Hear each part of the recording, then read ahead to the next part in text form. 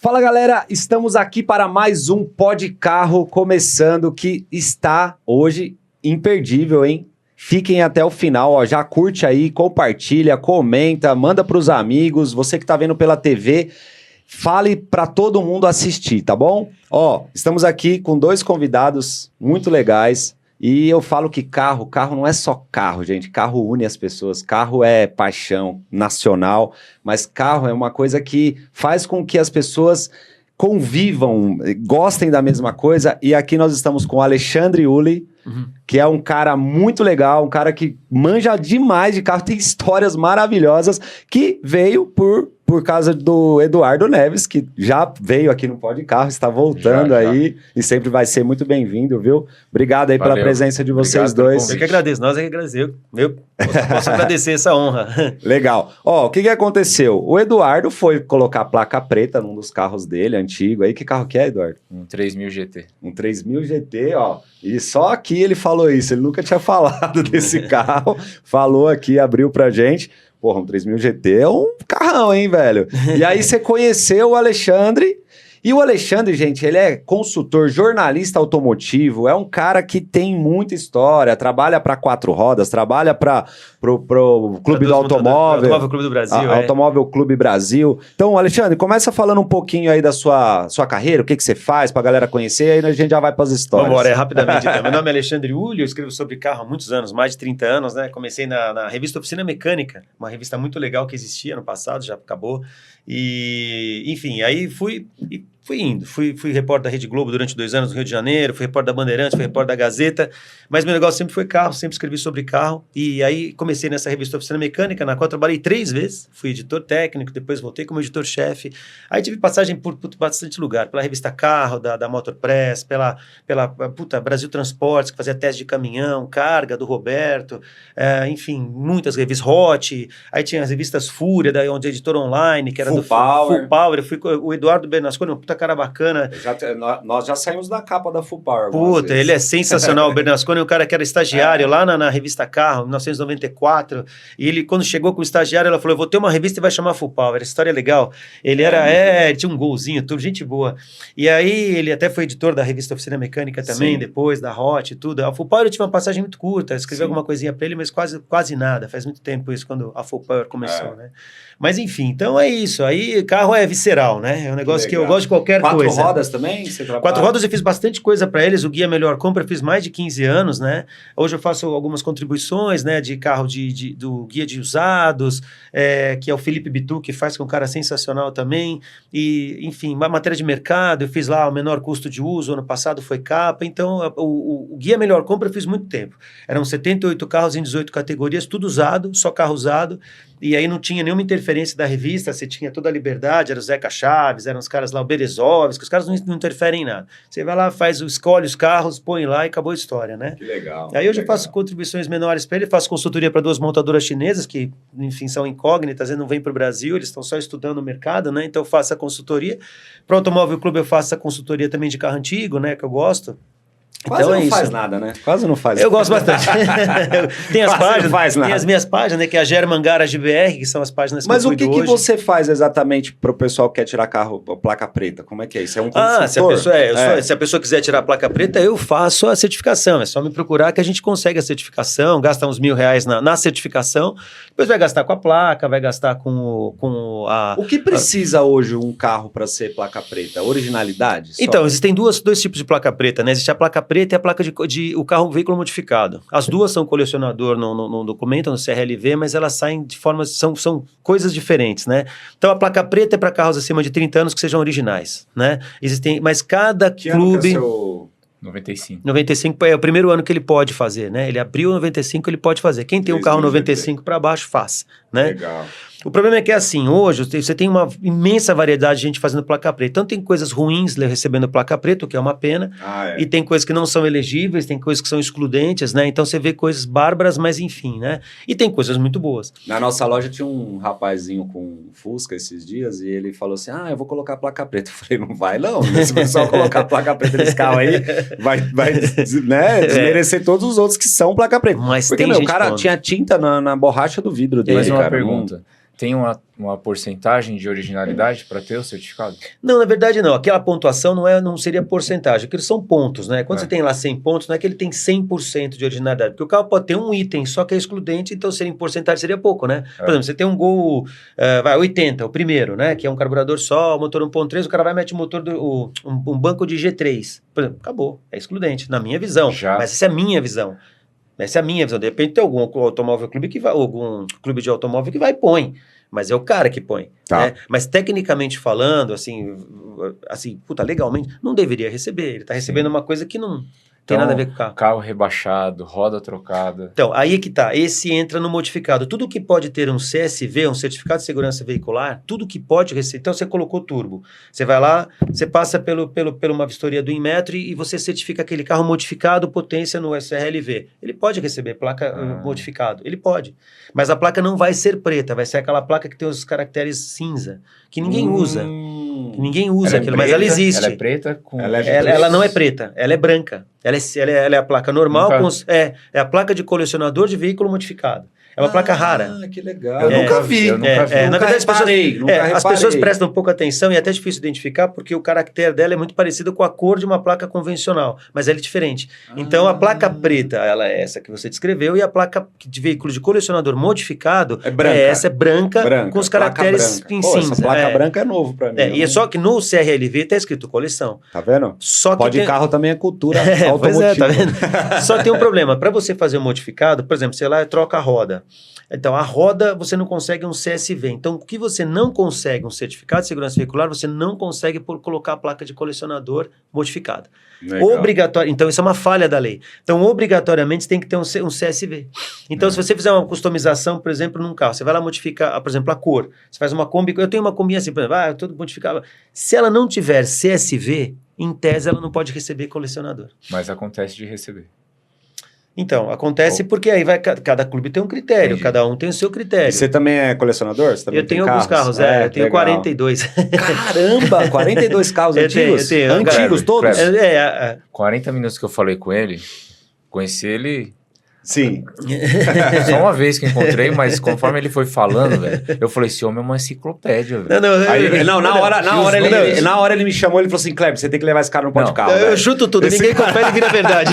Cara, eu chuto tudo, cara, ver, eu confere... Nome, sobrenome, ele já vai falando, data, ano. O cara é jornalista, velho. O cara é jornalista automotivo. É que minha memória é muito ruim, mas é por isso que ele sabe o número do chassi do carro dele. Eu sei. Você sabe o número do chassi? Minha mãe tinha um Corcel 81, cara, eu lembro do chassi, era LB4 KYT 18063, eu lembro disso, cara. Porque LB4... Eu não lembro a placa do meu carro que eu uso. Não, porque você pega um Maverick GT, por exemplo, o V8 de plaqueta, ele é LB5E, né? Então, cada caractere desse tem uma representação, né? Então, LB4 era o Corcel 2L, enfim. Ela tinha um Corcel 2L 8081.65 marchas, que era LB4E. Não, LB4K. Caramba. LB4 KYT, eu lembro desse legal. negócio. E aí, vamos lá. Você já tá chegando lá, né? Você já tá perto dele, já, nos carros antigos. Né? Tá longe. Então, mas é legal. É que eles são da página, da German Garage BR, que é uma página que eu alimento na internet, né? Só de notícia. Ele me mandou essa página, muito legal, inclusive. German.garage.br. Então já... Tá, e aí já aproveita que pra gente já pôr no corte aí, como que a pessoa quer transformar o carro dela numa placa preta, como ela te acha? É só procurar, é só pegar meu telefone, ligar pra mim, a gente marca a vistoria. Aí, já fala. Tá, o meu telefone é o 11 99 186 1000. Meu nome é Alexandre, é só ligar, a gente vai na casa da pessoa, tem uma pequena taxa, a pessoa leva ali na Rua Bacaitava, onde é meu escritório, onde ficam os carros. Tem alguma página nos seus carros? Tem a German Garage BR, eles estão sempre lá. Então, na German tá lá, eu tenho bastante matéria, né? Matéria de carro, e às vezes eu ponho eles lá. Vamos para as histórias. Esse cara tem muita história, a gente tem pouco tempo aqui, não vai dar tempo de contar tudo. Mas vamos lá, vamos para as histórias. Uma que eu queria já começar falando é a do Fanjo. A do Fanjo, a do Fanjo foi legal. Essa eu quero Fanjo é bacana, Existiu, Clube Nacional, eu até falava o nome do clube errado, do dia me corrigiram, não era, eu falava Clube Continental, a pessoa falou, não, é Clube Nacional, que tinha no Pacaembu. Eu não sei se existe ainda, era um clube que tinha lá uma mansão, que o pessoal fumava charuto, enfim, tomava conhaque, sei lá se existe essa merda ainda, mas existia. E aí teve um lançamento de um produto lá e quem lançou o produto trouxe o Fanjo. E só que... Isso que ano, cara? Puta, 93. sei lá, acho que foi 90, porque ele morreu em 96, se não me falha a memória. Não Então, sei, o pessoal que tá assistindo aí, corrija depois se estiver errado, mas enfim, foi 93, até o Edu já vai dar uma conferida já aqui, confere eu acho que é aí. 96. E eu fui com meu irmão, eu escrevia para uma revista de caminhão chamada Brasil Transportes, e a revista foi convidada para esse evento, e tava lá ele. Aí, galera da Copa Truck, ó. O cara manja de caminhão. Eu gosto de caminhão. 17 de julho de 95. 95? Então ele morreu em foi 95, quase, bateu na trave. Então, e aí o que aconteceu? Aí ele tava lá, só que meu irmão chegou comigo, e a gente chegou junto, tal, ele trabalhava comigo, meu irmão, a gente falou, o cara parece ser o Fanjo, né? E eu não tinha registro que o Fanjo ia estar lá. Ele tinha, ele viu o convite, eu nem olhei, porque os caras mandavam a gente pros negócios e eu tinha que fazer. Então eu cheguei e falei, mas você acha que o Fanjo vai ter? Não, é ele mesmo, tá ali o cara, né? Eu falei, puta, será mesmo? Quando a gente olhou, parecia ser ele era, né? Ele tava com o intérprete. Daí ele tava de costas pra nós, né? E aí quando a gente bateu nas costas dele e tal, o senhor é Fanjo? Ele olhou e falou, sou aí. E pumba, e tchau pra ti, né? Igual um outro cara. Sou e tchau, velho. Sou e igual esse outro cara que a gente conhece. Sou e Outro tchau. piloto que nós não vamos falar aqui. Não vamos falar, que nasceu no dia da tartaruga. Literalmente. Que nasceu no dia da tartaruga. Esse piloto que eu Descubram aí, quem nasceu no dia da tartaruga. Eu vou dar a letra. Nós dois, coincidentemente, nós dois falamos com ele cagou pra Cagou nós. pra gente, 23 de maio de 72 é a data de nascimento do piloto, que é o 23 de maio é o dia da tartaruga. Pesquisa no Google, quem nasceu dia 23 de maio? Qual piloto nasceu? Muito bom. Cagou pra gente, cagou pra mim, cagou pra gente. Eu achei que era só pra mim. Não. Eu achei que era uma cagou coisa pra mim contra também. mim, Cagou, cara. olhou pra mim e falou, filhão, cagou mais que o Fanjo. Eu pedi uma foto e ele tirou numa boa. Não, pra mim ele cagou. Não, deu azar. Pode ser. Deu azar, mas vamos dizer que em 3 ele deu 66% de... Tá bom, tá bom. Agora deixa o pessoal descobrir. Mas descobre aí, 23 de maio de quem que é o 72, porra. O cara que cagou pra nós. Cagou pra... Tá, mas vamos lá. Vamos lá, rapidinho. Então o Fanjo tava lá. Pô, beleza, pá, vambora. Aí a gente chegou pro cara só. E aí só que eu fiquei conversando com meu irmão atrás dele, a gente começou a falar sobre carro, eu falei, pô, esse cara pilotava um carro que era a Mercedes 300 SLR, que era um carro que calhou a ser o carro que deu origem para o primeiro carro do mundo com injeção de combustível, que era a Mercedes 300 SL, né? É o primeiro carro do mundo com injeção de combustível. Caramba, não sabia. E era mecânica e era direta. Isso que é engraçado. Mecânica e direta, né? Não era no coletor. E aí a gente começou a falar sobre isso e tal. Eu falei, e esse carro dele, o 300, ele tinha uma coisa engraçada, ele era Desmo. E quando ele ouviu isso, ele estava de costas para nós, mas ele estava prestando atenção no que a gente estava falando. Olha. E ele virou para mim e falou assim, você por acaso sabe o que é Desmo? Com a mãozinha assim. Falei, sei sim, esse Desmo é de desmodrômico, né? O comando ele não tem mola, né? Ele empurra e puxa a válvula, né? A válvula fica presa no comando e não tem mola para não ter flutuação de válvula em alta rotação, né? O limite é a mecânica, né? É o número de giros que aquele sistema consegue dar sem quebrar, né? Mas ele vai, empurra e puxa. E a Ducati, ela é Desmo porque ela é desmodrômica. Toda Ducati, você vê Ducati escrito Desmo, nem todas são, obviamente, mas as que são desmodrômicas. O barulho do motor é diferente. Exatamente, né? Porque ele é um motor que trabalha não tem mola, né? Novamente, me corrija, eu imagino que nem todas as Ducati sejam Desmo, mas as que são, tem escrito Desmo. Então, beleza, aí ganhamos o cara. Aí ele falou, puta, aí ele viu que a gente gostava de verdade. E esse cara, ele sentou na mesa com a gente, ele fez, puta, aí ficou ele, o intérprete, eu e meu irmão, ele contou as histórias da vida dele, que sensacionais, legal, né? Ele cara, falava umas coisas sensacionais. Porra, você lembra alguma? Assim? Lembro, sim. Ele falou assim, eu perguntei pra ele o que era mais significativo pra ele de uma performance de um... Porque em 93 era o FW15C, se eu não me engano, que é um carro muito tecnológico, né? Porque o Senna correu em 94 com o que seria a involução disso, porque em 93 acabou a eletrônica, em 94 eles depenaram o carro e virou aquilo. Isso. Mas o FW15C era um carro extremamente tecnológico, então nós estamos no pico da Fórmula 1, né? De tecnologia, né? Da Williams, que exato, toda aquela fase, né? Enfim. Então, ele falou, olha, o que mais me surpreendeu, eu falei, puta, eu imaginei que fosse ser curva, né? Ele falou, não, o que freia. O que freia, ele falou, o que freia é o que mais me surpreende. Não é o que acelera e não é o que faz curva, mas é o que freia, era o que ele dizia. Eu acho impressionante o que freia. Ele falava assim, mas era uma outra época, 13 de maio de 1950, né, que é o início da Fórmula 1 moderna, que é o dia que eu nasci, inclusive, mas não em 50. Não foi no dia da tartaruga. Não, no dia da tartaruga tem outro cara que nasceu, né? O meu dia... Não, o dia do automóvel é 13 de maio, é o dia do automóvel, é o dia da Fórmula 1 moderna, é o dia da imprensa régia e é o dia da autoestrada brasileira. Esses quatro no dia do meu aniversário, então tava escrito de alguma forma. Desce lá agora. Desce nesse dia aí. Vai lá, se vira. Mas não foi o da tartaruga. Não foi nesse. E aí, quando ele falou esse negócio, esse era uma coisa legal. Outra coisa que ele dizia era o seguinte, que era uma época muito romântica. Ele falou, pô, a gente andava de camisa polo. de carro, né? No começo, né? Sim, Depois a coisa deu uma sim, evoluída, mas sim. não era camisa polo, cinto Cara, só na assisti um calça. documentário dele que acho que quando ele começou, não usava cinto. Não, né? ele falou isso. Uma frase que É? ele falou assim, meu, a gente só tinha cinto na calça. Ele Velho, falou pra como você gente. tá num carro de corrida... É que a gente anda de kart, Aquele né? charutinho. O kart... Não, o cara andava de calça É, o de sarja, charutinho, sei lá, né? sabe? Calça de sarja com Isso. cintinho, camisa polo, aquele Pra bloquinho, dentro. pra dentro. Pra dentro, Meu, todo... ele falava, dá uma estiloso. porrada, dependendo do autódromo, Acabou. tinha que levar uma semana pra achar o cara. O cara quer ir lá no meio do mato. documentário, Bateu, morreu. os caras saíam voando, cara, Voando, do é. carro, você é louco. Mas ele falava isso, ele falava que o que mais impressionava ele era a parte, o que freava, por exemplo. Ele falava isso. O Manuel Fangio. Esse cara... Pô, muito Aí legal. no final ele assinou a revista pra gente, ele foi bem legal, cara, foi Que bem legal legal. mesmo, um cara bacana. Quem foi mais legal, o Fangio ou o Ayrton Senna? Você também bateu um papo com o Ayrton o Ayrton Senna, né? quando ele trouxe a Audi, a gente foi entrevistar ele, e você sabe que foi uma coisa assim, engraçada, porque tinha É que o Fangio foi informal, né? Então... É que o Fangio durou mais, a nossa conversa, ele sentou Mas com a foi gente. informal, você não tava documentando nada Ele ali. estava ali presente apenas como uma figura de atração, né? Ah, Ele não tá. era, ele era um cara que estava ali para aquilo, não era uma pessoa que foi ali para Sim, alguma sim, finalidade sim. específica, ele só estava ali para chamar atenção.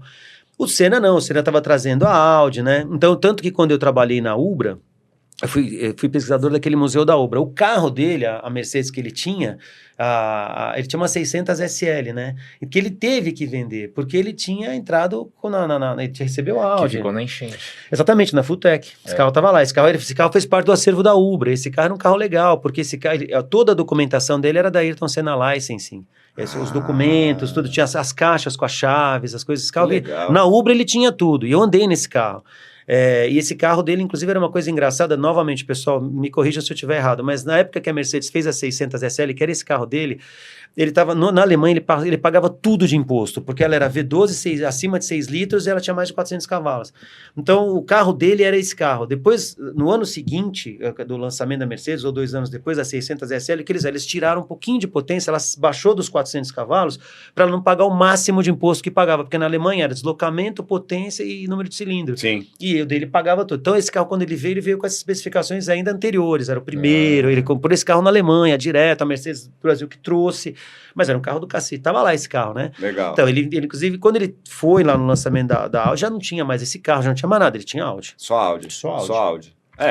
Só Audi. ele Era o é carro meio- dele. Ele é meio dono da Audi aqui, né? Ele, na verdade, ele era tecnicamente ele, né? Ele, o Bira, né? Que era o sócio dele, se eu não me engano, da Fricaneca lá, que eu acho que era. Aí tinha o Yaroslav Susland, que era um cara sensacional, que era um cara comercial dele, né? A gente fez uma viagem a gente fez uma viagem com... O Senna tava lá, mas a gente não viu. A gente foi pra Alemanha, lá pra fábrica da Audi. Aí tinha uma mesa de almoço, assim, e tinha comida, né? E aí esse Yaroslav Susland, ele falava 7 línguas, um cara sensacional. E ele falou... Aí tinha uns copos, assim, com umas miniaturas dentro, da Gama, uns carros da... Quem gosta de miniatura? A miniatura da Gama, do Audi 80 e do Audi 100.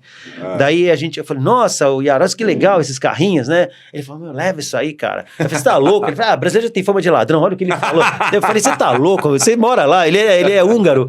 Eu falei, você é louco? Tem Você fama vai de se ladrão, ferrar, você fez a sua vida no Brasil e falou uma merda dessa. Depois ele pegou os 2 carrinhos e foi no meu bolso. E eu tenho esses carrinhos. Ele então, se a gente não tinha fama... Se não tinha fama, a gente pelo menos os carrinhos... deita a gente na levou. cama, né? O carrinho a gente levou. O carrinho a gente levou. Ele levou mesmo. Pegou o carrinho, pá, tá aí, ó. Mas o Senna foi muito rápido, assim, porque era uma coisa bem técnica. Como é que são os planos da Audi pro Brasil? Mais sobre a Audi, né? Uma coisa bem rápida, assim, não foi uma coisa. E os barcos também, porque ele teve um barco. Dúvida, a família Senna não deu continuidade, não tem nada a ver com a Audi mais, né? Não, porque eles venderam a operação, né? Eles até trouxeram em 95, se eu não me engano, eles trouxeram um Audi A6, que eles trouxeram direto da Alemanha para demolir, bateram no Sambódromo, esse carro, fizeram um crash test ao vivo. Aí o pessoal pesquisando na internet vai achar, isso era um prata. Eles bateram o carro ao vivo, a gente tava lá. E eles pegaram o carro, fizeram toda uma coordenação e tal. Pra e bater pumba, mesmo? Bateram o carro no Sambódromo, era uma O que pancada. era de alumínio era o A8. 8 sim, 95 O 8 é todo de alumínio, todinho né? de alumínio. E a Audi, quando a gente foi na fábrica deles em Gostad, eles não deixavam, e imagino que isso aconteça até hoje, ver o processo de soldagem e armação da carroceria, não era permitido ver. Porque era segredo industrial. Segredo, né? A forma, chamava Audi Space Frame, né? É. Então esse Audi Space Frame aí, que era a forma como ele... E o Audi, ele é muito seguro, né? É um carro, sim, um carro, Todos eles têm uma equivalência, né? BMW, Audi, Mercedes, eles são equivalentes, né? Assim, Legal. né? E quem mais aí? Já falamos de Fangio, Ayrton Senna, Quem mais, assim, que te impressionou aí na sua... O cara do Dia da Tartaruga. Mas esse cara foi a entrevista mais rápida da sua vida, né? Mas ele não falou nada. Mas me deixou impressionado. Você viu? Também me impressionou. Vamos chamar ele um dia aqui. Vamos chamar ele. Você se cagou na gente. Agora você tem que me chamar falar aqui. Eu vou trazer ele aqui. Você cagou na gente, cara. Vamos trazer ele aqui. Mas eu não lembro de ter lido. Vamos trazer ele aqui. Vamos colocar no lugar do Edu. Aí vamos colocar ele aqui. A gente fica conversando. Vamos bater ele. Quieto. Cagamos. Mas, vamos lá, vamos falar um pouquinho de carro. Tá, e aí, quando você comprou esse 3000 GT, você já imaginou que você ia fazer placa preta ou não? Você já comprou? Já. E por que não era placa preta? Transferir. E por que não era? Porque não tinha os 30 anos? Só esse ano, a partir 95, desse ano. né? Você falou, só a partir desse ano. Esse ano que poderia... Pô, e o cara sabia, o cara pensou nisso? O cara imaginou? Comprei numa loja, então nem sei, mas... Porque às vezes o cara nem sabia, né? O cara falou, pô, vai fazer 30 anos, o cara... Mas já tem alguns rodando 3000 GT, né? Com placa preta. Tem? Já tem, já. Mas eu acho mais velhos. Que cor que é? Velho, preto. Preto é louco. Mas Eu acho mais bonito que o acho vermelho. que antigamente, eu acho que tinha uma valorização quando tinha a placa preta maior do que hoje. Hoje virou tá mais fácil. Mais mercado. Cara, né? o problema é o seguinte, no Brasil, assim, é o critério, né? A questão é o critério, né? Não é a placa preta, em tese, é uma boa ideia. Ela é legal. O problema é que quem faz a placa preta, em última análise, é quem está avaliando aquilo, quem está julgando, é quem está pondo, né? Dizendo que aquilo é original. Isso gera uma documentação que fica guardada. Mas, cara, tem gente que tá... Bom, né? só sei de uma coisa. Quando eu for fazer o evento ali da nossa nova loja que tá pra sair aí, galera, eu vou falar com vocês trazem os carros, placa preta, lógico. puro sangue. Eu quero puro tem sangue. coisa boa, não quero... Ele tem um carro... Qual carro? Qual Nick, fala? né? Tem uns carros legais, Fala aí, fala dos carros. Não, o carro dos mais carros. exclusivo, que assim... Qual? Então, na verdade, assim, tem um que tem uma história bacana que eu acho, né? Todos eles, eu acho que os carros que eu procurei comprar, eles sempre tinham alguma coisinha, né? Então, por exemplo, eu tenho um Gol GL 87. O Gol GL é um carro bunda. Mas eles só fizeram 119 completo, 113. E esse é um carro completo, porque em 87 não tinha peça. E o 87, que tem a frente nova e o painel antigo, só foi feito durante 9 meses. Então, a Volkswagen estava numa fase de transição, o painel ainda era do primeiro Gol, mas a frente já era que viria a ser a nova, o espelho também era do velho, então era um carro meio misturado. Mas eles não tinham peça para fazer o carro completo. O que era completo? Era vidro verde, desembaçador e limpador traseiro, basculante, rádio São Francisco, mas o meu era. Então essas coisinhas que eu procurei, né? Eu tive uma oficina de Puma na década de 90, chamava Puma Kids, e eu tinha um funcionário que chamava Osmar. E esse Osmar um dia chegou para mim, bebaço, e falou, olha... eu trabalhei na Dacom, eu falei, é mesmo? Ele, você me contratou, não viu minha carteira? Eu falei, eu não vi nada. Ele falou, mas eu fui. Mas eu fui. Eu falei, eu vi que você trabalhava direito. Eu falei, puta, é isso que importa. Ele falou, não, mas eu trabalhei 16 anos lá. Eu falei, puta, que legal. O que você fazia? Eu cortava o Nick. O Nick era um carro... Você sabe esse carro? Conhece esse carro? O Nick então, eu sei mais ou menos como que é. Então, o Nick é um carro que foi desenhado pelo Anísio Campos, que é um puta designer brasileiro, já falecido. E ele fazia o seguinte, ele desenhou... Cortava uma Saveiro inicialmente, então foram 36 carros Saveiro. Então, cortava a Saveiro literalmente no meio, arrancava o espaço entre a caçamba e a caixa de roda, e depois o balanço traseiro, que é o que está atrás da caixa de roda. Pegava aquela língua lá com a suspensão traseira, que é semi-arrastada, e... pregava de volta na cabine. Então imagina, ele ficava com 3 metros, um carro 3 e pouquinho. E aí colocava a traseira de fibra que o Anísio Campos tinha desenhado com a frente. É um carro interessante, é legal, o pequenininho. Ele é bonitinho. Eu lembro, quando eu vim trabalhar na elétrica, eu tinha 15 anos de idade, eu lembro que tinha um Fuscovinho.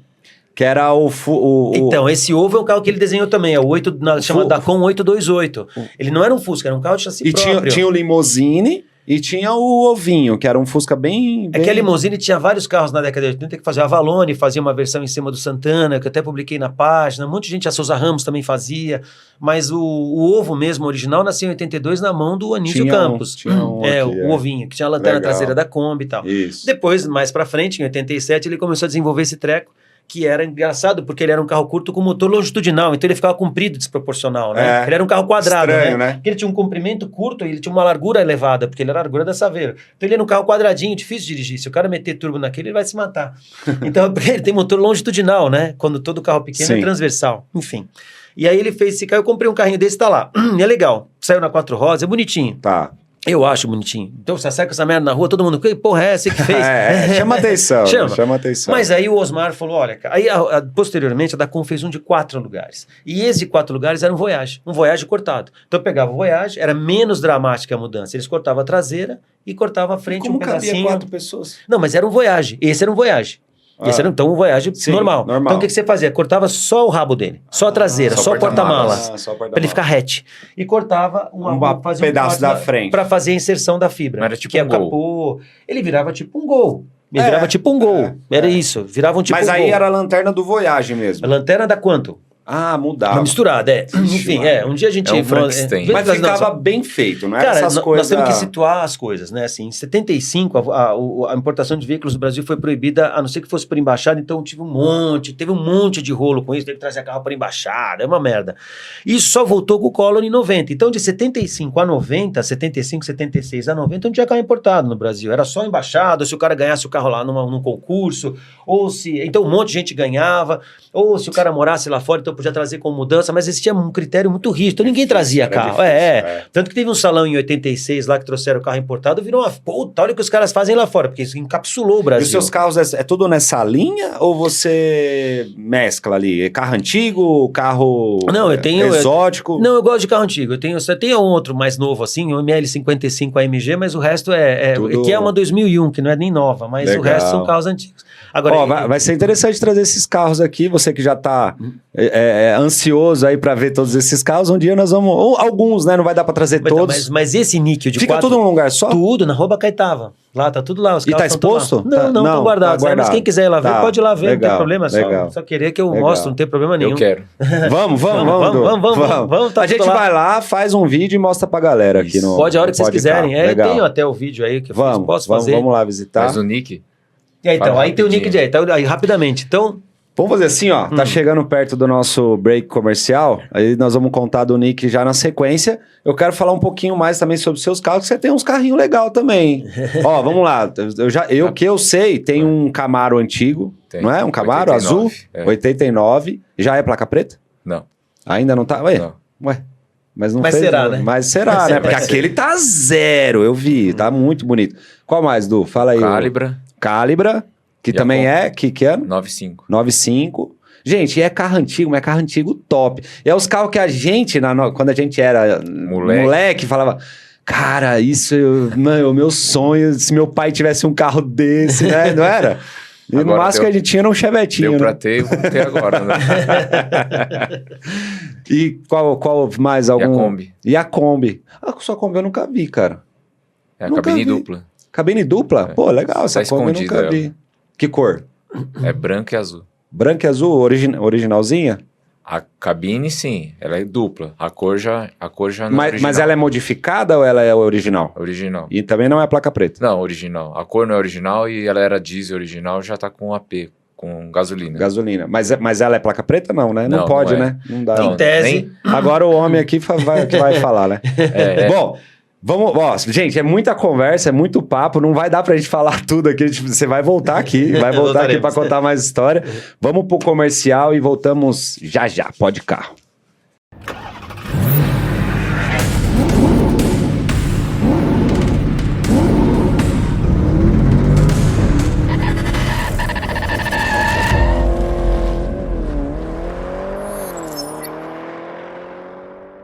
Estamos de volta para o nosso Pod Carro que está... Nossa, gente, esse tá imperdível, tá demais. Alexandre Ule, né? O L muito legal. Isso aí. E Eduardo Neves com a gente aqui que manja demais de carro, é um cara... Já era... O Eduardo já achava uma enciclopédia, aí ele traz um cara aqui que sabe 1000 vezes mais que ele. Pô, pelo amor de Deus, vamos lá. A gente parou falando de placa preta. Você quer fazer uma pergunta para ele? Fala. E nessas vistorias que você faz, alguma vez você pegou assim um caso assim, espantoso, que fala, não é possível. não tem como dar placa preta, isso aqui é pro desmanche, esse carro. Ah, cara, teve. Sim, por exemplo, o Corcel 2 que o cara mandou, era aquele... O Corcel 2 já é um carro crítico, né? Eu gosto muito do Corcel 2, muito. Já visto que minha mãe até tinha um tal do LB4 Meu pai lá. adorava. Eu gostava, mas... Eu gosto, mas o Corcel 2 é um carro difícil de você achar ele completamente original, difícil. Em 78, a Ford teve um problema muito sério com as chapas desses carros, né? Por causa de tratamento, e apodrecia de graça, né? Tanto o Landau, tá? Então tem carro assim que você chega e fala, o carro tá totalmente podre, tá com banco errado, tá com roda errada, tá com motor errado, você fala, puta, cara, você quer placa preta como, né? E o cara nem sabe. Não, ele disse que é original. E coitado, cara, e não tô dizendo isso porque às vezes a pessoa realmente não conhece o carro, né? Não é culpa do dono, né? Porra, você não vai dar? Não vou dar, cara, esse carro seu não tem condições, o carro não vai. Porque a placa preta também, ela tem um outro ponto, que é a conservação do carro, né? Ah, mas o carro que não foi restaurado, ele tecnicamente é mais legal do que um que não foi? Claro que é, ele foi montado daquele jeito, desde que ele esteja em ordem, né? Se o carro estiver completamente destruído, também não adianta, né? Ele tá em ordem, ele é original, mas não está em ordem, né? Agora, se ele for original mesmo, e ele tiver um podrinho ou outro, enfim, é original. Não, isso não. Até nos próprios concursos americanos, antigamente, se o carro... Porque assim, tem uma coisa nos Estados Unidos que chama over-restored, né? O carro que passa... Que o cara, vou pegar, por exemplo, um Chevrolet 55, né? Então, puta, pega o carro, desmonta inteiro, aí... Puta, jateia o chassi com microesfera de vidro, ele faz um puta tratamento e pinta com uma tinta. Cara, ele não foi feito daquele jeito, lá na GM 55, ele foi feito de outro jeito. Então o cara, por que ele é over-restored? Porque o cara pega tudo que o carro tinha e conserta, né? De originalmente... Poderia... Então o chassi recebe um tratamento que não tinha, a carroceria recebe um tratamento que não tinha. Melhorou que era original, a parte até pra conservar, né? Então a parte interna do banco era feita de um determinado jeito, ele aparentemente está igual, mas dentro não é. Então assim, e aí o que se... mudou há alguns anos nos Estados Unidos. O carro original, que tem marcas de uso do tempo, mas ele tá bom, ele é privilegiado. Ele é mais privilegiado que o cara fez um monte de coisa para conservar. Exatamente. Então, se o cara chega com um Chevrolet 55, cara, ele tá lá, ele foi de uma família, gastou a porta, o cara apoiava o braço. Então tem uma história, né? O carro tem uma história. Então, aquele carro, ele passou a ter uma pontuação um pouco melhor. Porque chegou num ponto que você falava assim, por melhor que seja o meu carro original, ele não consegue ser melhor do que um carro que tá over-restored, o carro que o cara passou do nível, né, de restauração. Então, isso mudou. Então, dependendo do concurso, obviamente, dependendo de onde o cara vai, nos Estados Unidos e tal, mas os mais sérios hoje chega um carro original bacana. E você nos seus carros, né? Não sei se o Du, acho que eu já percebi que ele não gosta de comprar um carro para restaurar, por exemplo. Não gosto também. Tô errado? Você não gosta de restaurar carro, né? Não, porque restaurar hoje a mão de obra que você tá escassa. Você não acha e vai sair o preço de um carro novo. A gente tá, ele foi lá na oficina nossa de Barueri, a gente tá restaurando lá 4 carros, mas, é infernal. É projeto para 2 anos lá. Projeto para 2, 3 anos aí, que depende do carro, né? Tem meu amigo Procópio, um abraço, Procópio. Ele tem 14 carros agora, nesse momento, restaurando. Nossa. Ao mesmo tempo. Esse é corajoso. Esse é corajoso. Esse aí, eu vou falar, esse cara... Ele é corajoso. Esse é corajoso. Mas, e é engraçado, porque não é só... Ele não tá só restaurando, ele tá construindo um lá, que é um Camaro antigo, que ele tá fazendo um protótipo. Ele tem um Fordinho antigo lá, 51... Tem um lá 39 lá, que ele... Então, o Camaro eu acho que já é um restomod, já já não é... O Camaro já não é restauração, não é restauração, mas aquela caminhonete C10 que você viu lá, que é uma bem antiga, aquela lá é a restauração. Muita coragem. Muita coragem. Ele tá fazendo vários, assim, nesse estilo, ou é hot road, ou é protótipo, ou é realmente antigo. Ele gosta de tudo isso aí. Cara, eu vou te falar, assim, eu procurei comprar esses carros sempre com uma história, mas o carro pronto, né? Pronto. Por exemplo, a Volkswagen deixou 50 carros aqui que foram destinados para funcionários. Então, assim, hoje, você pegar um carro desse para restaurar, você não consegue. Por quê? Porque o carro, ele tinha 2.672 mudanças em relação ao carro nacional. Começou com 2.400, o Voyage, em 87. Então, quando eles mandaram o carro para os Estados Unidos, o Voyage 87 aqui tinha o painel antigo, mas o de exportação já era o painel igual do GTI, o satélite, que só foi passado da linha no Voyage em 88 em diante. Quando ele ganhou o painel novo, ele ganhou o satélite. Mas no Brasil, em 87, ele não tinha nem o satélite, nem a pestana que tinha aqui no vidro, que é numa porta para não ter barulho, nem o catalisador, nem não sei o quê. Então, não tinha nada. Então, eles foram fazendo um monte de mudança. Eu peguei um carro desse e quero restaurar. Como? Só a frente você não vai achar. Que a frente é o principal, que a grade é diferente, o farol é diferente, a moldura é diferente, a lanterna é diferente, o para-choque é diferente, a alma do para-choque é diferente. Você fala, puta, não consigo restaurar esse carro. É o tipo de carro que... O carro americano já é mais fácil. Você porque lá tem tudo. Abre lá um catálogo, tem tudo. Mas o carro nacional para você restaurar hoje é demoníaco, porque não tem peça. O negócio é demoníaco, não tem peça, não tem nada. Eu pergunto, você também faz consultoria para importação de carro? Aí quem faz é o Automóvel Clube. Eles fazem importação, fazem a regularização, E a você dá uma internalização. consultoria pro Automóvel Clube. Nessa parte de carro antigo, sim. De- Eu na gosto parte de carro bastante. antigo. Porque, Legal. na verdade, por exemplo, muitos anos atrás eu fiz um trabalho para 4 rodas, que eram todos os carros brasileiros de 56 a 2002, que foi quando foi feito o trabalho. Então, isso é uma coisa que dá uma visão bacana do Brasil, em termos de carro e tal. E eu gosto muito. Então, por exemplo, sei lá, aí você vai fazer uma Brasília, vai. Brasília 73, o que ela é diferente? Puta, o volante dela não é o banana, a saia é mais curta, a lanterna é laranja, o Volkswagen Brasília e o Volkswagen é meio separado, enfim, aí Você sabe os detalhes. Meu. então, esse tipo de coisa é legal porque você vai guardando, né? Então, assim, e a 75? 77, é a primeira que não tem o negócio que segura no painel, tal, puta que pariu. Não tem o frizz no painel frontal, o símbolo passa a ser de plástico, ela passa a ter um sistema que não engole o capô, porque um dos problemas da Brasília era decepar o cara quando batia, né? Então eles colocaram uma trava no capô pro capô não ir pra... Porque isso aquilo é uma lâmina, né, Exatamente. cara? O volante passou a ter uma coluna deformável, que ela também não tinha. A 76 não tem isso, a 75... Então, assim, você olha essas coisas, aí você tem um panorama, né, de como é aquele carro. E nesse CD da 4 rodas eu tinha colocado esses detalhes. Mas aí, por uma questão que eu nunca entendi qual era, porque não era espaço, porque era escrita e não ocupava dados, eles tiraram tudo. Mas se o cara te pegasse aquele CD que existe, eu tenho até esse CD em casa, ele conseguiria restaurar um carro. Ele olhando aquele, ele falaria, puta, agora eu sei como é que era uma Brasília 73. Se a informação tava atrapalhando alguém aí. Não sei. Não, a 4 rodas não interferia. Não. Olha, posso falar, não interferia. Tudo que eles falaram isso por questão de edição. Eu acho que na hora de editar os textos, como ficaram muito longos, eu acho que vai ficar longo pro cara ler. Então, tira, entendeu? Lembra que o Corcel, por exemplo, Corcel 78, que eu lembro, né? Era o único que não tinha marcador de temperatura no painel, a lanterna dianteira é laranja e é o único que é assim, não tem o spoiler embaixo do para-choque, a lanterna traseira é lisa, é o único que é assim. De todos os carros, assim, a maioria você eu tô imaginando tudo. Tô imaginando aqui, o encontro de Fusca Brasília no poço, aí vai chegando o Alexandre, os caras... Não falo nada. Aí chega o Alexandre, não falo nada pra ninguém. Os caras, não deixa esse cara chegar aqui, não. Nunca falo nada pra ninguém. Vai chegar com um monte de coisa. Tá tudo errado esses carros. Mas o cara nem pergunta, né? Nem pergunta pra ele. Mas tem coisas muito boas, tem carros muito bons. Mas é assim, eu gosto desses detalhes, né? Assim, por exemplo, eu tomava conta dos carros do museu da GM. A GM ia ter um museu em São Caetano, foi doada uma área, era um cara chamado Luiz César Fanfa, que era o gerente de imprensa lá, um puta amigão meu. E esse cara, ele falou, puta, eu preciso de alguém que ajude a cuidar desses carros. Então tinha o carro do Guilherme F. Domingos, que era um Cadillac que ele doou, GAD 1963, era a placa, lembro até hoje. E tinha outros carros lá, né, Guilherme F. Domingos, né, e o ano do carro. E aí tinha outros, tinha os últimos 3 Monza, tinha o último Chevette, tinha que mandaram da Venezuela, tinha a última Veraneio Redonda, tinha o último Opala, tinha tudo lá, tudo.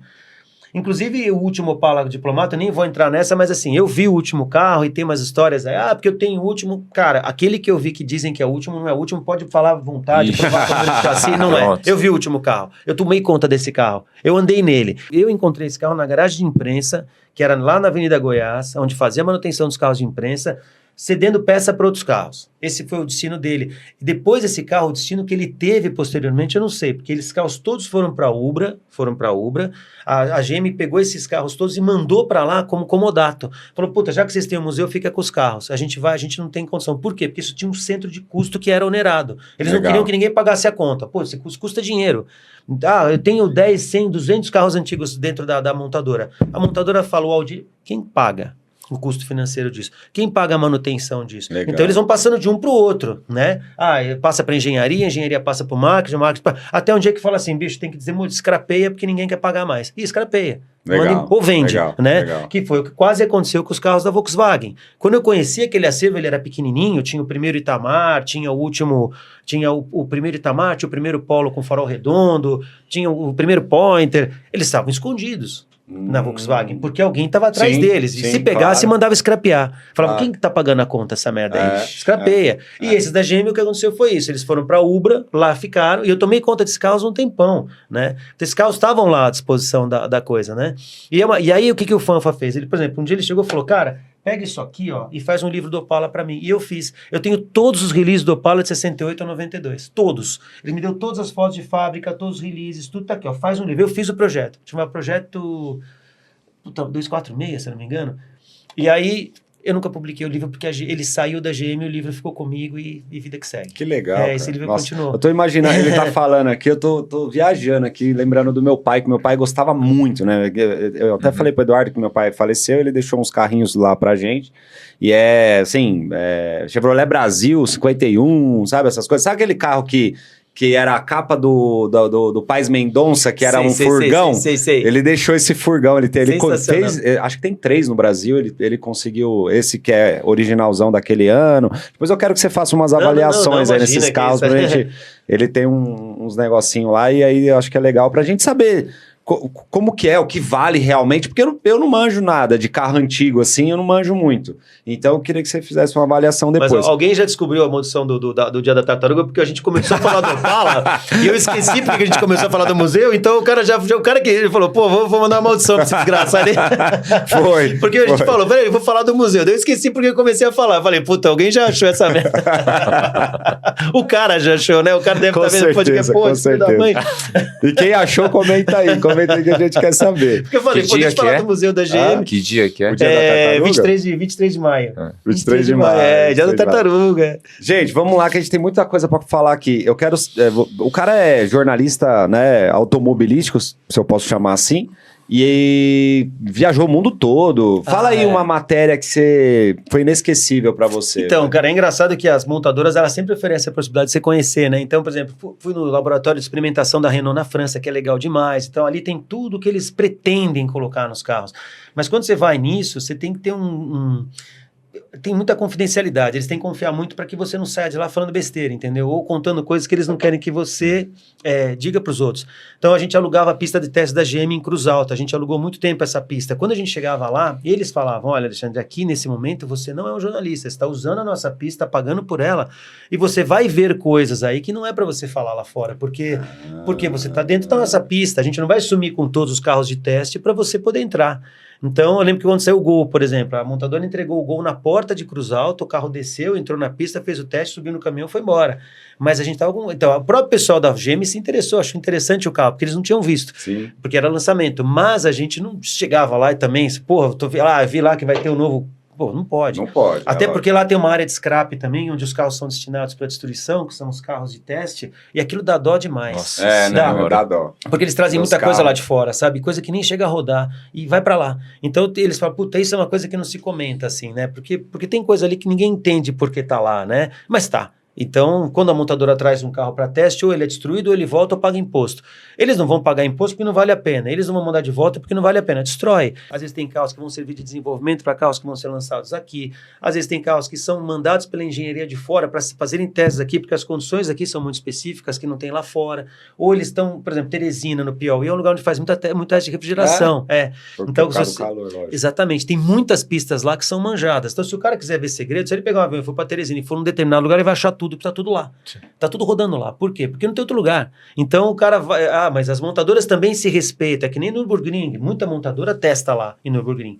Mas os caras se encontram e tem um respeito entre eles. Por quê? Porque tá todo mundo usando o mesmo lugar. Tá trabalhando. Então então você tá fazendo o seu, eu tô fazendo o meu, tá tudo certo. Lá em Teresina também tem Volkswagen, tem Ford, tem Stellantis, tem todo mundo trabalhando. Mas... Sabe, cara, você faz o seu, eu faço o meu e tá tudo certo. Ninguém vai se prejudicar. Legal. Né? Então, assim, as montadoras... Então, tem esses lugares que você vai que são muito legais. Mas a matéria que mais me impressionou foi quando eu fui pra Boeing, que fui editor de uma revista de avião, que chamava Avião Revi. E a Boeing é legal. A Boeing assim, para quem gosta de carro, de máquina, de qualquer coisa ligada a isso, a Boeing é uma visita de uma vida. Porque eu imagino, você chegou a ver o motor do na verdade, turbina? Na verdade, o avião ele é todo montado à mão, né? Então você vê o avião lá, ele é montado. Então, assim, a Boeing, quando você chega lá, eles são muito bons para fazer evento. A Boeing é boa, os caras americanos são bons. Os então, caras são sensacionais. Você chega numa salinha, você imprensa. Vídeo a Fórmula 1 depois que os americanos sumiram. Não, e eles são bons, cara, eles sabem te surpreender. Então você chega numa sala pequenininha, tem uma porta idiota lá, que você olha uma portinha que não tá chamando nem atenção, e você também não prestou atenção nela, e tem uma mesa com um branchezinho e tal, comida, não sei o que, beleza. Vocês legal que você veio aqui. Porque a Gol ia receber um 737NG, e esse 737 tinha o nome da filha do Constantino, que era dono da empresa, que era Vitória, que estava na fuselagem, enfim. Então precisava de um cara para ir lá receber o avião tecnicamente, não trazer o avião, porque eu não sou piloto de avião. Alguém te contratou para você ir lá? Não, eu era da Avião Revi e a Boeing convidou a gente. A Boeing te convidou? Convidou. Tá. Né? E alguém tinha que ir, fui eu. Mas quando você chegou lá, aí você viu o O avião estava lá pronto para ser entregue. Isso, mas você não tinha nada a ver com isso. Eu ia receber o avião. Receber o avião. Mas isso que eu não entendi. Eles te convidaram para você receber? Exato. Ah, tá. Exato. Alguém precisava da imprensa, tá lá para... tinha mandado. A Boeing falou, olha, nós vamos receber. E a Gol ia ter um representante deles, obviamente, os pilotos, os caras lá deles. E eles falaram, puta, a gente quer documentar isso e quer que alguém da imprensa esteja lá. Ah, legal. Então, legal. Porque é um avião que tem um aspecto significativo para a empresa e para a Gol, né? Então, legal. Show de bola. Queremos documentar. E aí, tava lá o avião. E aí, beleza. Aí você chega lá, os caras te receberam, não sei o quê. Então tem a mesa, não sei o quê, com brancha. Aí quando você começa a conversar com eles, vocês querem fazer pergunta? O cara fala, acho que sim. Não, mas calma, aqui tem uma folha, aqui, essa aqui tem as 100 perguntas que nós já recebemos, as mais frequentes. Dá uma olhada aí. Se não tiver aí, vocês podem perguntar pra gente que a gente vai responder. Então você pega a folha, olha e fala assim, porra, quantas lâmpadas tem no teto da Boeing? 1 milhão. É o maior prédio em volume. É o maior prédio em volume do mundo. Ou pelo menos era naquela época, eu imagino que não tenha outro maior até hoje. Quantas lâmpadas tem no teto? No teto. 1 milhão. 1 milhão de lâmpadas, porque como é um prédio gigantesco em volume, eles foram fazendo os prédios e foram fazendo os anexos e foram fazendo. Aonde que é esse? É em Seattle. Seattle, mas é afastado? Não, é relativamente perto, é na zona urbana, assim, mas é mais lógico, é uma área monstruosa, tem a divisão de satélites, tem a divisão militar, tem a divisão de aviões comerciais. E tem depois em Renton, tem uma outra unidade deles, tem a Boeing Business Jet que faz conversão de avião normal para avião executivo. Eles fazem o 737 com uso executivo. Aliás, eles fazem qualquer avião. Se o cara quiser pegar um 777 e transformar em né, ele vai ser. Eles vão transformar, a BBJ transforma. Mas o legal é assim, eles te chamam, então você vai lá. Então, quantos quilômetros ou quantas milhas roda um carro dentro da fábrica sem ver a luz do sol? 100 mil milhas, eles falam. Porque o carro roda lá dentro, o prédio é tão grande que tem carro que só roda dentro da fábrica. São galpões gigantescos. É um hangar gigante. São vários, hangares, né? É um prédio que foi sendo construído, né? Conforme foi crescendo, eles foram fazendo aquele prédio. Mas por isso que eu perguntei se era afastado, porque, como que ele tem tanta Era no passado, né? Hoje já está mais perto da área urbana, mas no passado, quando a Boeing começou esse projeto do prédio, era uma coisa mais afastada.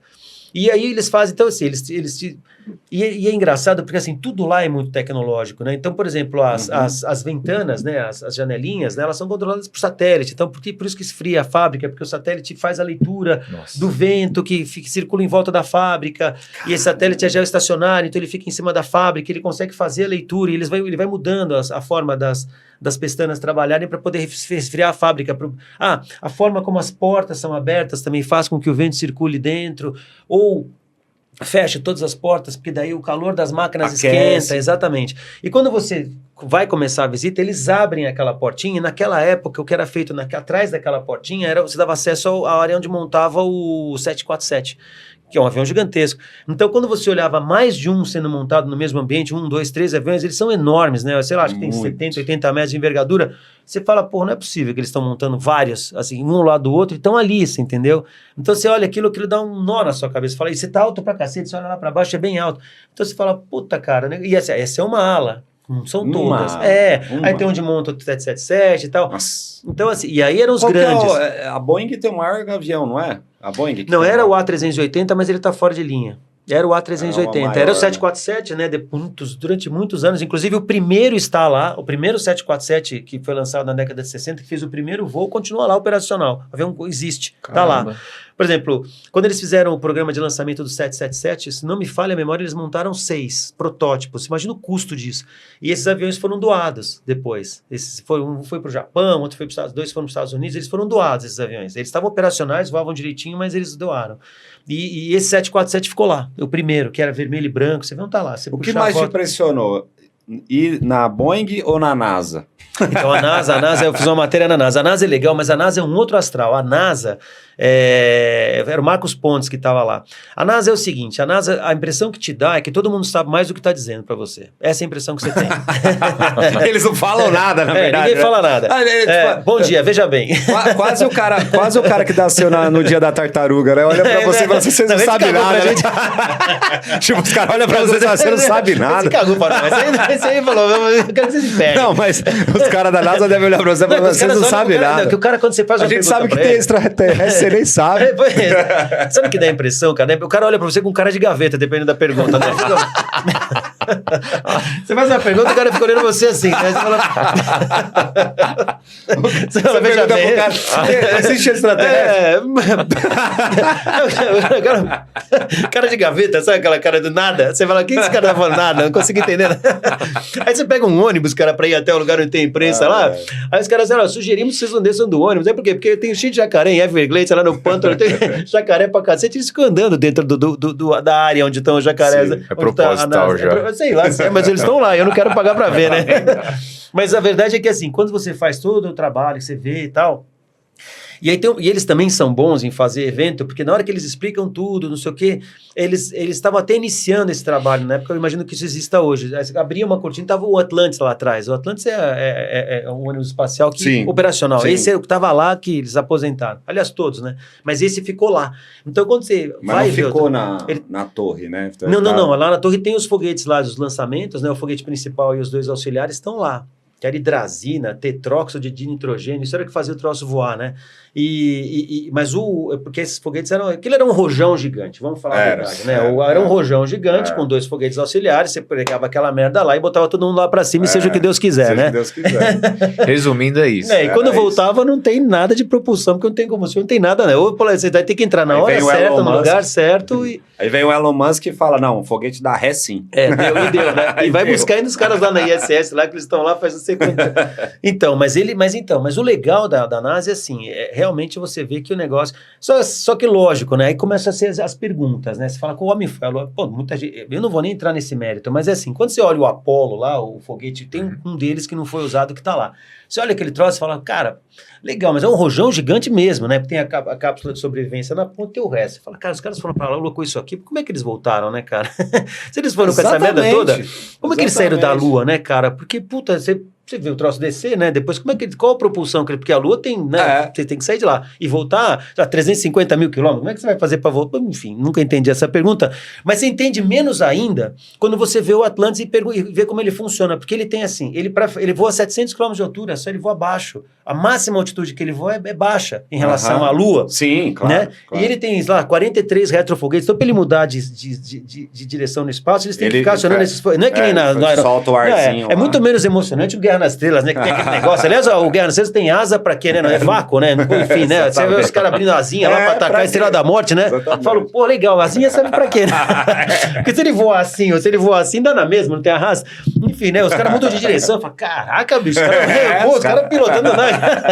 Aquela merda lá. Barulho, né? O espaço é vácuo, né? Você já cortou o barato, já, velho. O espaço tem vácuo, né? Você cortou meu tem fogo no espaço, né? Não tem oxigênio, né? Cortou meu barato, eu nunca tinha pensado nisso. Era meu filme favorito, velho. Não, cara, pô, vai lá. Fogo no espaço, né? Explode, pô, não tem oxigênio, não tem fogo. Barulho da turbina. Tem óculos, também não tem. Aí o cara fica planando lá no espaço, pô, a temperatura... O cara acabou com os fãs de Star Wars aí, Não, pessoal, pelo amor de Deus, eu não quero, Ainda bem que a gente fala de carro aqui, mano. O pessoal gosta de carro. Mas quando você olha o Atlantis lá, você vê como ele se movimenta e como é difícil dele se movimentar, como é difícil dele mudar de posição, como é difícil ele entrar de volta na Terra. Outra coisa que tem nesses filmes, né? O cara entra e sai da Terra como se estivesse indo na padaria, né? Sobe, vai embora, volta, né? Pô, Atlantis fica meia hora, 1.500 graus para voltar, né? O atrito com a atmosfera. Então foi por isso que um deles, inclusive, o Columbia, se não me engano, ele desmanchou porque ele tinha um buraco na asa, enfim. Então, assim, você vê que o negócio é muito mais complexo e muito mais difícil e muito mais caro do que a gente imagina. Então, quando você vê como aquele troço tudo funciona, quanto custava para botar lá em cima, quanto custava para trazer de volta, né? Aí, essa você matéria lá dessa visão... entendeu, né? Acho que você foi lá fazer uma matéria, então Isso você deve ter pesquisado. É que agora você me deixou um pouco confuso. Porque tem os teóricos da conspiração que falam, foi pra Lua nada, não foi. Lá tem provas disso, tem provas de... Provas geradas por eles, mas são eles que geram as provas, não sei. Essa é uma questão muito conceitual, muito pessoal. É assim, cara, quando você vê como o troço foi, como esse troço, que o Atlantis é uma das coisas mais complexas que o jovem já construiu. Eu acho que, se não me falha a memória, ela tem 5 milhões de peças e um carro tem 5 mil. Então, é muito complexo construir aquilo. E a tecnologia que está em cima daquilo é uma tecnologia muito apurada. Eles pegaram a ideia dos russos com o Buran, isso aí. Os russos já tinham feito o Buran e estavam evoluindo, parou, mas eles olharam para aquilo e falaram, puta, é isso aqui que eu vou usar. Porque se pega o Buran e pega o Space Shuttle, você vê que eles são iguais. iguais. Só que a ideia dos russos era mandar aquilo já no corpo de um avião, os americanos resolveram lançar do solo, porque, né, enfim. Mas quando você vê aquilo e você vê como o homem foi à Lua, puta, dá um nó na cabeça, cara. Porque você fala, pô, a tecnologia que tem hoje que você olha no módulo espacial da década de 60, tem isso aqui, né? A quantidade de dados, né? Tem muito mais aqui, inclusive, né, do que lá. Exatamente. E era tudo, então assim, não tinha nada de... Meio manual, né? Como que conseguiu, Então, cara, essas né? são umas perguntas, né? Você fala, essa merda aqui é a coisa mais complexa que nós fizemos, os voos a 700 quilômetros, como que eles chegaram em 350 mil com o outro, né? Mas enfim, né? E comparado a gente tá chegando perto do fim, eu quero voltar pro carro. Comparado com carro, de matérias que você foi fazer de carro, o que mais te impressionou, assim, de carro? Lembra de alguma... Cara, o que sempre me impressionou foi o processo que um carro nasce. Puta, eu acho bacana demais. Como ele nasce em termos de engenharia, como ele nasce em termos de Mas aonde você foi, assim, que mais te chamou cara, a atenção? Algum estúdio? Eu fui uma vez eu entrei na ala 17 da Volkswagen, a gente foi, e é legal, porque assim, você tem... antes de um carro nascer, você tem 1000 vertentes, você tem 1000 estudos, você tem 1000 formas, ele tem uma linha que você define, né? Então ele vai ser mais ou menos isso. Daí entra finanças, entra manufatura, puta, isso aqui não dá para fazer, vai custar caro demais, ou a manufatura não consegue resolver, ou, né? Então até ele nascer, cara, é muito legal você ver esse processo da formação. Puta, ele vira um protótipo operacional que é feito à mão, custa uma fortuna, custa $500 mil, porque tem que montar tudo à mão, não tem ferramenta para fazer, não tem estamparia, não tem nada. Aí esses protótipos todos vão morrer. Na Europa ainda guarda alguns, a Porsche guarda, mas a maior parte morre, vai pro lixo, todos morrem. E aí, na hora que ele nasce, cara, que você vê um carro nascendo, que você vê ele sendo estampado, você vê ele sendo armado, você vê ele sendo pintado, depois você vê ele... Puta, cara, é um processo muito bonito, cara. Que legal. Aí tem um negócio que chama casamento, né? Parece que nasceu filho, daí coloca a carroceria com a mecânica, né? Mesmo que seja monobloco, você tem lá toda a mecânica ancorada, né? Enfim, não vou... Tô olhando ali. Não, nós estamos chegando perto do fim aqui e eu quero fazer a última pergunta. E aí, vai dar a placa preta pro homem ou não? Se tivesse SV, eu dou placa de colecionador. Eu nem sabia, eu nem perguntei se foi Será aprovado. Será que vai? Isso eu quero saber. Foi aprovado?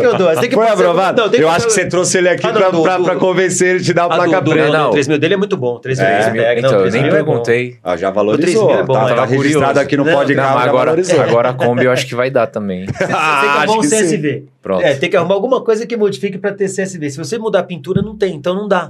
É uma falha da legislação. Vou voltar pro branco. Você foi falar aqui que foi pintado? Já era, o cara ia passar um pano para você. Gente, ficamos por aqui. Pode Carro tá sensacional. Cara, Alexandre, você vai voltar aqui outras vezes, pessoal, com certeza. Eu agradeço. A gente vai fazer os eventos e nós vamos estar juntos. Meu, esse cara vai ser a garagem dele. Meu, um prazerzaço mesmo, você é um cara muito simpático. Puta, cara, diferente do cara que nasceu no dia da tartaruga. Então é o seguinte... Se eu falei alguma besteira, pessoal, me desculpa, tá? Pode né? O cara falou errado, não tem 5 milhões de pés, tem 4 milhões. Desculpa, pessoal, não, eu tentei fazer o melhor que eu pude. Aqui é Pode Carro, aqui pode tudo. Valeu, meu. Valeu, Ale. Valeu, Du. Obrigado. E vai voltar em breve, com certeza. Pode Carro, valeu.